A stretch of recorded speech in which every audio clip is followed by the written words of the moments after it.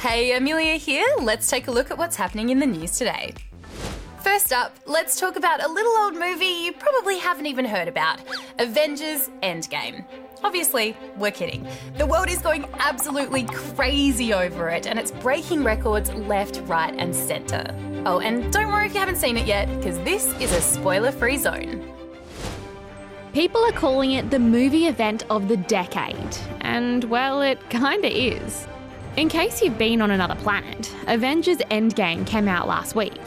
It's the ultimate Marvel movie, the literal endgame of 21 different films over 11 years, and has broken like every record you can think of.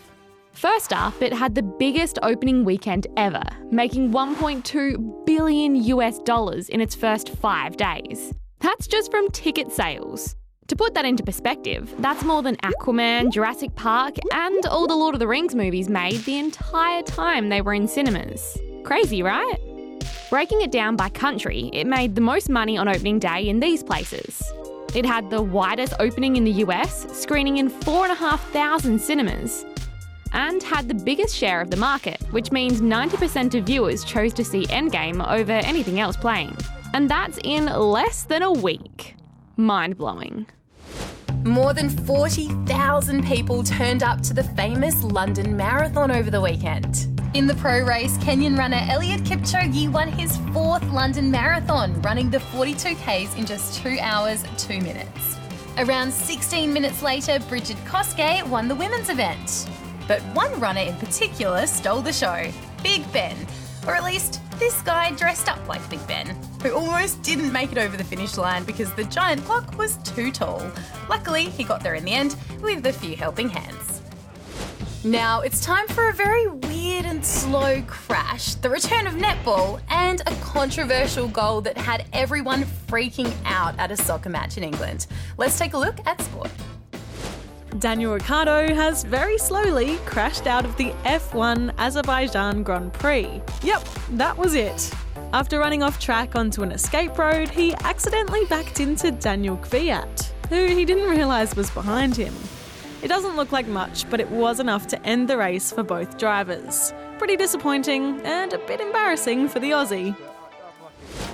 Super Netball is back, and Adelaide's finally snapped an almost 2-year losing streak. They beat the West Coast Fever by just 1 goal. And there was some pretty bizarre stuff going on at this soccer match in England between Aston Villa and Leeds. Usually when a player goes down injured, like this guy from Aston Villa, the ball is kicked out so they can get medical attention. Leeds decided to ignore that, kept playing and scored. Predictably, everyone went a bit nuts, including the Leeds coach, who started yelling at his players to stand still so the opposition could get one back, resulting in this very weird goal. But Adoma will put it in, and we're back where we started. For our next segment, we're listening to the fans and checking in with some things that people like a lot.